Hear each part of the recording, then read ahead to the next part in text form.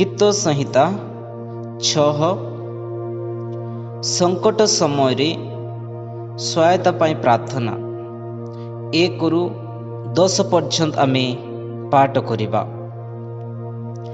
ହେ ସଦାପ୍ରଭୁ, ତୁମ କ୍ରୋଧରେ ମୋତେ ଅନୁଯୋଗ କର ନାହିଁ, କିମ୍ବା ତୁମ ପ୍ରଚଣ୍ଡ ବିରକ୍ତିରେ ମୋତେ ଶାସନ କର ନାହିଁ। ହେ ସଦାପ୍ରଭୁ, ମୋତେ ଦୟା କର, କାରଣ ମୁଁ ଶୁଷ୍କ ହୋଇ ଯାଉଅଛି। ହେ ସଦାପ୍ରଭୁ, ମୋତେ ସୁସ୍ଥ କର, କାରଣ ମୋର ଅସ୍ଥି ସବୁ ବ୍ୟାକୁଳ ହେଉଅଛି। ମୋର ପ୍ରାଣ ମଧ୍ୟ ଅତ୍ୟନ୍ତ ବ୍ୟାକୁଳ ହେଉଅଛି।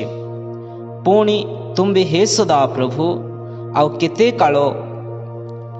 ହେ ସଦାପ୍ରଭୁ, ଫେର ମୋ ପ୍ରାଣକୁ ଉଦ୍ଧାର କର।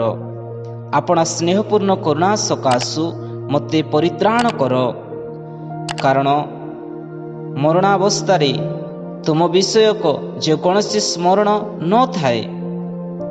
ପାତାଳରେ କିଏ ତୁମକୁ ଧନ୍ୟବାଦ ଦେବ?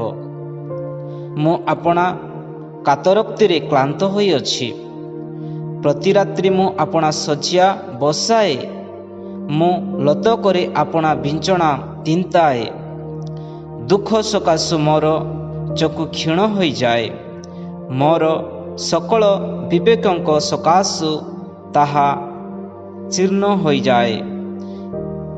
ହେ ଅଧର୍ମଚାରୀ ସମସ୍ତେ ମୋର ନିକଟରୁ ଦୂର ହୁଅ, କାରଣ ସଦାପ୍ରଭୁ ମୋ ରୋଦନର ରଭ ଶୁଣିଅଛନ୍ତି।